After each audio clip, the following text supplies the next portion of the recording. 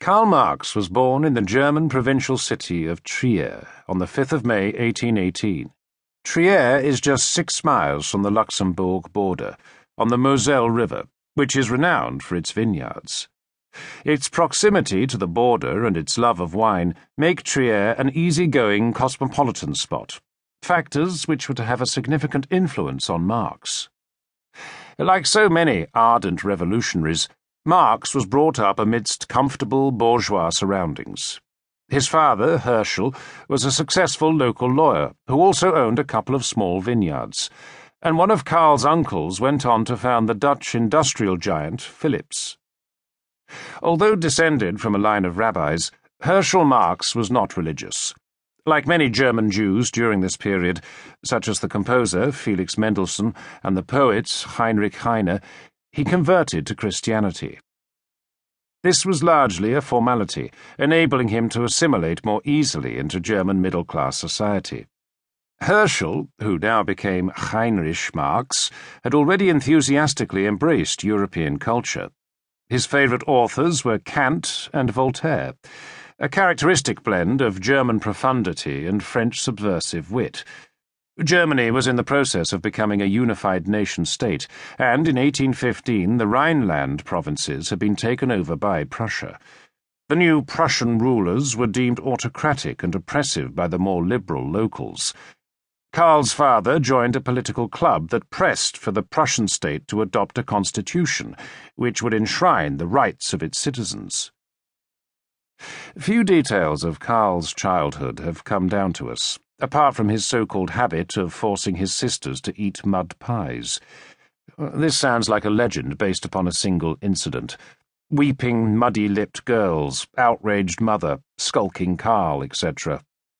Needless to say, commentators have exploited its metaphorical implications to the full. This is what the mature Karl did to us all, and so forth. By the time he went to nearby Bonn University at the age of 18, Karl was already an avid imbiber of books and wine, dividing his time equally between the library and the taverns. During some riotous activity in the latter, he managed to provoke a local officer cadet into challenging him to a duel, and was lucky to emerge from this episode with nothing more serious than a traditional dueling scar.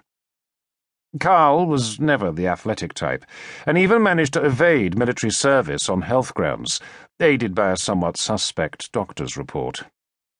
A year later, Marx transferred to the University of Berlin, ostensibly to continue his law studies. But by now he had discovered philosophy, and all else paled into insignificance. Berlin was the capital of Prussia, far from the wine-loving Rhineland, and here student life was a much more serious matter.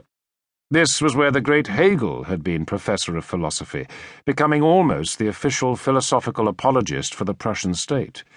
But Hegel had died 5 years earlier, and a wide range of his followers had by now developed his ideas in a wide range of directions. Hegel's vast idealistic philosophical system had proved open to many contradictory interpretations, several of which were anything but sympathetic to the repressive Prussian state and all it stood for. Marx dutifully attended the official lectures on Hegel's philosophy, but claimed that he eventually fell ill from intense vexation at having to make an idol of a view I detested. Ironically, Hegel proved to be one of the main influences on Marx's philosophy. But it was the dynamics and scope of this philosophy, rather than its actual content, that appealed to Marx. Hegel's philosophy viewed the world and all history in terms of a vast, all-embracing, ever-evolving system. This evolution grew out of the struggle between contradictions, and worked in a dialectical fashion. Each notion implied and generated the notion of its contradiction. For instance, the very notion of being implied the notion of non-being, or nothingness. These two opposites, the thesis and its antithesis, then came together to form their synthesis, which was becoming. In Hegel's all-embracing dialectical system, this synthesis then became a new thesis, which in its turn developed its own antithesis, and so on. This dynamic system moved through all ideas, all history.